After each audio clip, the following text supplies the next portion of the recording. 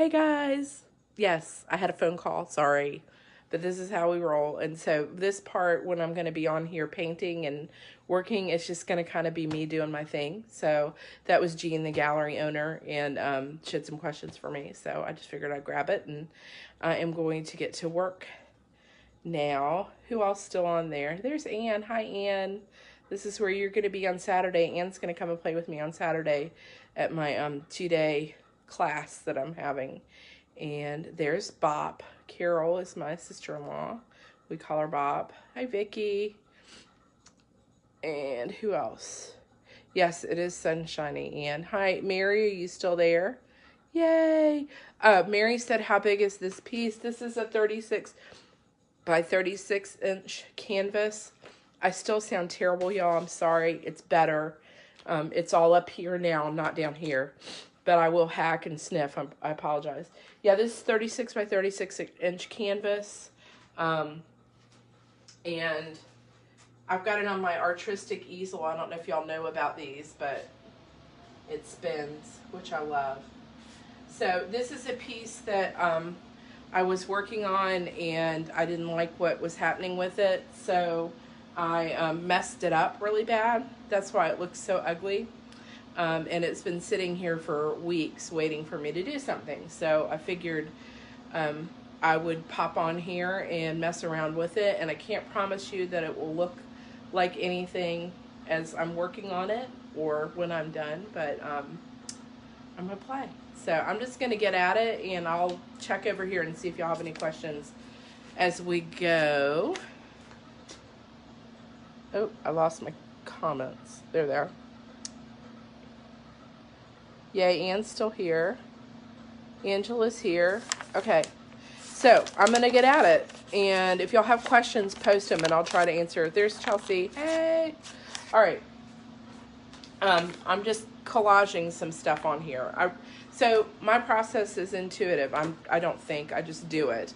So I'm just kind of grabbing my materials and seeing what feels like it fits. And I'm about to add some collage to the canvas. So I use a matte medium. There's a lot of different, like everybody makes a matte medium. Liquitex is a really good and expensive one. I've started using a paint and medium company called Nova Color out of Culver City, California, and you order directly from them. And I got a giant jar of that, and then just put it in this little squeeze bottle so that it says golden. It used to be golden. It's not golden anymore. So that's what that is. And actually, I think that's the wrong bottle. That's why that's so runny. Okay. Okay, yes, I found it. Golden. It says golden matte medium. It is no longer golden matte medium. So mark through that. But it is matte medium.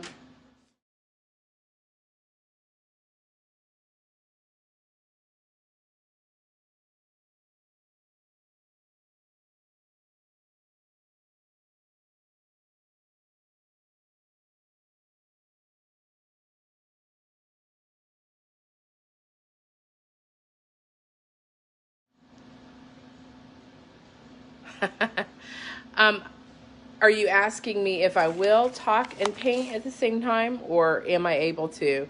I can. This is it's old. They're, what do you call that? Topographic maps. They're big old topographic maps that are from like site plans for buildings and stuff. I use a lot of big. I do some painting directly onto old architectural drawings, and I have a huge roll of these topographical maps. Just found paper. So I can talk at the same time, but I might not talk very much while I'm doing this because I'm kind of focused in. So what I'm just to recap, I'm using matte medium and just adding some collage elements to the canvas. And I'm sorry, like I can't get the height of this very well. I hope y'all can see what I'm doing as I'm working. And I'm just basically ripping the paper and then finding a place to stick it. You know, it's all a intuitive process for me. I'm listening and responding. And I try to get a good amount of the matte medium onto the canvas. And then this is it's a rubber blade, and I won't be able to tell you who made it because the handle is covered. But it came from Jerry's Artarama. But you can see it's a thick rubber blade, and it's really good for getting the matte medium on there and then smoothing down the paper without ripping it. I've tried to use like old room keys and credit cards and stuff, and they work, but I can be so aggressive that the sharp edges and corners on those will tear the paper. So I'm just kind of trying to smooth the bubbles out. I put matte medium underneath and some underneath on top.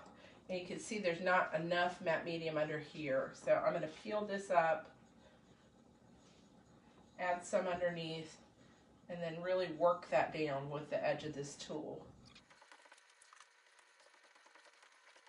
And that gets most of the bubbles out. Probably not going to get all the bubbles out.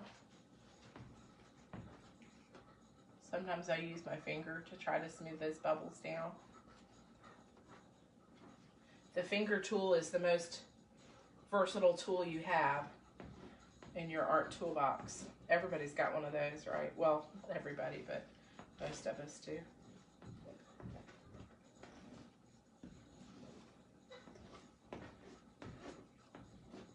All right, so that's down good. So I don't know, you probably can't see this from here, but as I'm putting the matte medium onto the canvas, you can kind of see it's cruddy looking here. It turned gray. That's because of the mark making that I did when I was really like unhappy with the painting and marked all over it. You can see this is like oil pastel, and there's some charcoal markings and stuff here. I always mark on my canvas anyhow, but I was really trying to control where it was going way too much, and so I slapped a bunch of gray paint on there and then marked all over it to mess it up, because then I've lost control again, and that's really the space where I want to be. I want to be in that space of not having complete control over what I'm doing. So the reason why this is goopy looking like that, kind of gray, is because it's picked up the charcoal and some of the oil pastel as I've been scraping it on there. And so, but I don't care because it's going to get covered. My paintings have so many layers. And also, you know, it just makes it look a little more aged. The paper is a little more gray and aged looking, which is fine with me. So I just keep working. I don't worry about picking up that stuff on here. And in fact, you can kind of, you know, it becomes an element in some of these papers. In some of these, if you have a lighter colored background, you can move your charcoal around using your matte medium, and it becomes an element in the painting.